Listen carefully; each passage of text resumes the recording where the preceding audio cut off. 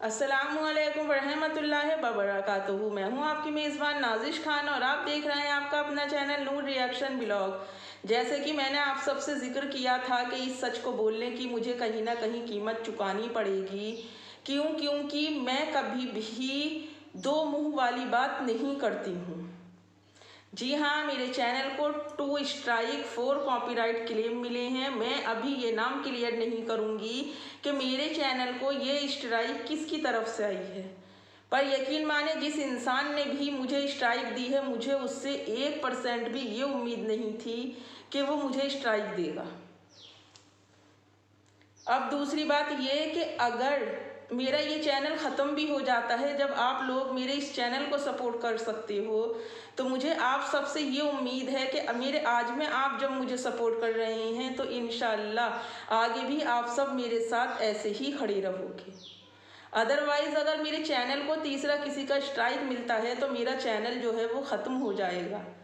पर आप यहाँ पर टेंशन मत लेना, आप मुझसे मेरे दूसरे चैनल नूर नायाब ब्लॉगर पर बात कर सकते हो, वहाँ आप मेरी वीडियो वॉच कर सकते हो।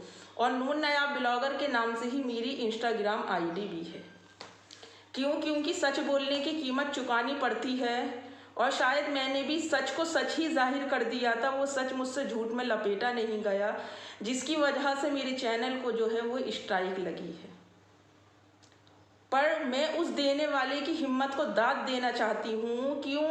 क्योंकि मेरा ये मानना है कि एक अच्छा भला यूट्यूबर जो भी होगा वो कभी किसी दूसरे को स्ट्राइक नहीं दे सकता। इसलिए नहीं दे सकता क्योंकि एक यूट्यूबर जानता है कि वो अपने चैनल को कितनी मेहनत से और मशक्क़त से खड़ा करता है।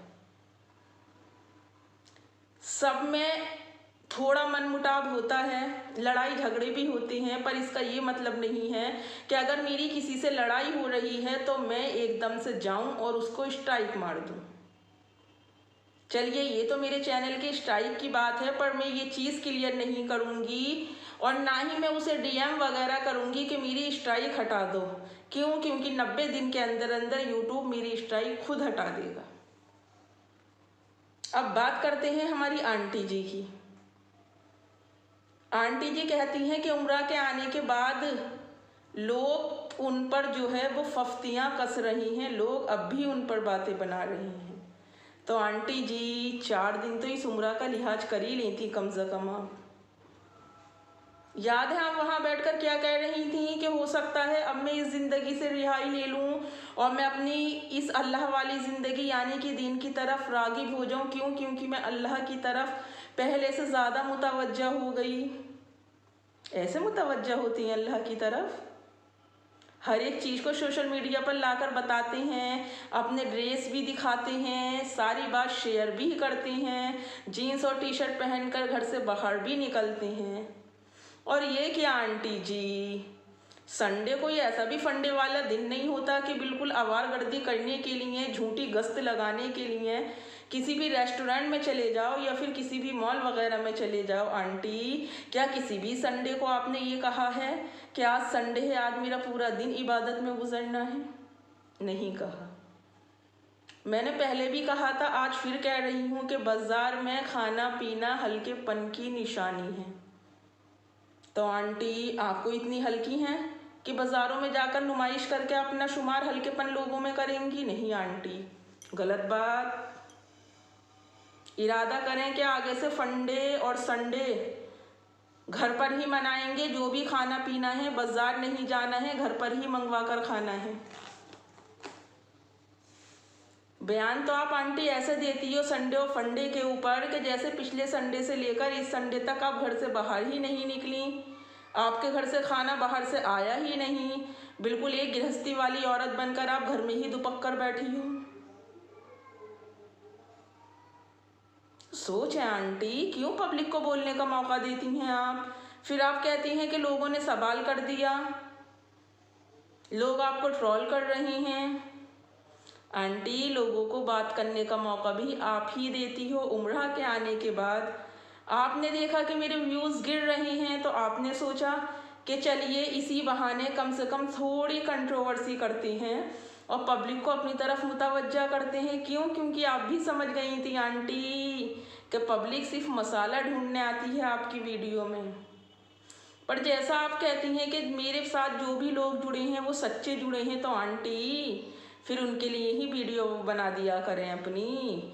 क्यों दूसरी पब्लिक को अपनी तरफ मुतवज्जा कर रही हैं? और एक तरफ तो आप कहती हो कि वो आपका शौहर आपके साथ नहीं खड़ा था, दूसरी तरफ आप कहती हो कि आपका शौहर है, याद तो आएगी। कितनी जबान पलटेंगी आंटी, कितने रंग बदलेंगी आप। ऐसा तो नहीं है आंटी कि 15 दिसंबर को ही अंकल वनवास के लिए गए थे और 15 दिसंबर को ही अंकल का वनवास पूरा होकर वो अपनी नगरी में वापस आ रही हूँ। कुछ भी हो सकता है आंटी, पर कहीं ना कहीं कुछ ना कुछ तो गड़बड़ है। एक तरफ ये कहती हो कि उसने बदनाम कर दिया, दूसरी तरफ कहती हो कि हर कहीं कमी महसूस होती है, याद आती है मेरा शौहर है। मैंने कल भी आपको समझाया था, आज भी समझा रही हूँ कि अगर शौहर होने का मतलब इस चीज़ को कहते हैं तो खुदारा किसी को भी ऐसा शौहर हरगिज़ ना दे। और फिर आप कहती हो आपको समझाने वाले आपके मॉम डैड नहीं हैं, आपके सास ससुर नहीं हैं, तो आंटी फिर आप यहाँ पर देखो कहोगी कि मेरी बात को पकड़ लिया। सत्तानी जी के अम्मी पापा आपके मॉम डैड नहीं थे, उन्होंने आपको कुछ नहीं सिखाया, वो आपके सास ससुर नहीं थे। बताएं आंटी। चलिए अंकल की तो फैमिली आपके साथ नहीं थी जब आपने शादी की थी, पर सत्तानी अंकल की तो फैमिली आपको जानती थी। आपके शौहर थे आंटी, वो आप उनकी बेबा भी रह चुकी हैं। फिर आप कहती हैं कि अगर सूंघोगे तो बदबू ही आएगी, तो आंटी फिर आप बदबू फैलाती ही क्यों हैं? फिर बदबू फैलाकर उसे सूंघने का इशारा ही क्यों करती हैं? जब लोग सूंघने के लिए जाते हैं फिर आपसे सवाल करते हैं कि आह बड़ी बदबू आ रही है, तो आप फिर तड़प जाती हैं। फिर आप स्ट्राइक मारने की धमकी नहीं देती आंटी, आप डायरेक्ट मार देती हैं, फिर चैनल रिपोर्ट होते हैं। तो क्या आंटी मुकद्दर छीन लिया जाता है स्ट्राइक मारने के बाद?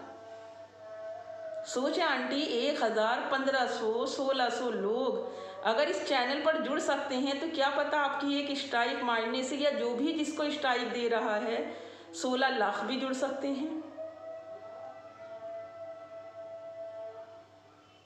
और दूसरी बात आंटी, क्या आपको लगता है कि आप पर्दे में ही हैं? क्या आपको खुद को लग रहा है कि आप उम्राह का एहतराम कर रही हैं? 2 जवान बच्चों की माँ होने के बावजूद भी आंटी आप इस तरह की हरकत कर रही हैं। अभी तक आप टिकटॉक के ज़माने से लेकर यूट्यूब की भी कितनी बर्थडे आ गई होंगी आंटी, पर आप 50 पार नहीं कर पाई। पहले तो कहती भी थी मैं उम्र के इस पड़ाव में हूँ कि आज मेरी उम्र 50 साल है, पर आंटी अब तो आपने 50 के आसपास मेरी उम्र है ये कहना शुरू कर दिया।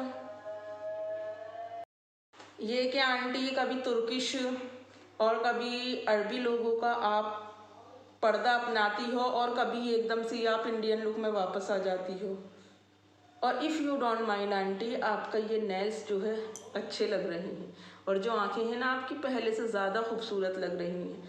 जिन्हें आप नेचुरल तरीके का नाम दे रही हो ना आंटी, तो आप ये साबित करके दिखा दो। आप कहती हो ना कि मुझे प्रूफ दो, तो आंटी अब आप साबित करके दिखा दो कि आपकी नेचुरल तरीके वाले आपकी जो दोनों ये और ये जो है ना कि आपके नेचुरल तरीके की हैं। आपने इनके साथ कुछ भी नहीं किया है और ना ही आपने कोई भी एक्सटेंशन करवाया है आंटी। और जो लोग मेरी वीडियो के नीचे आकर कमेंट्स करते हैं, तो मेरे भाई और बहनों आंटी का भी कमेंट सेक्शन चेक कर लिया करो। एक मैं गलत हूँ, पर इतनी पब्लिक आंटी से सवाल कर रही है, तो क्या सारी पब्लिक ही गलत है? और जबकि ये पब्लिक है सब जानती है आंटी। आज की वीडियो के व्यूज़ चेक कर लो और अब से पहले की वीडियोस के व्यूज़ चेक कर लो। आप अपनी बातों में खुद ही उलझ गई ना आंटी।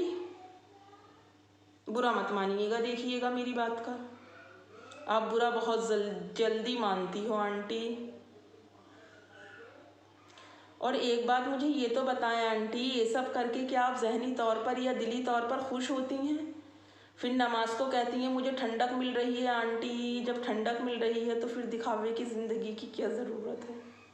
ये मेरा सवाल है आपसे, प्लीज़ जवाब ज़रूर देना। और होता है वीडियो का यहीं पर ही एंड। नेक्स्ट वीडियो में फिर मुलाकात होगी। तब तक अपना और अपनों का ढेर सारा ख्याल रखें और मुझे भी अपनी दुआओं में याद रखें। अल्लाह हाफिज़।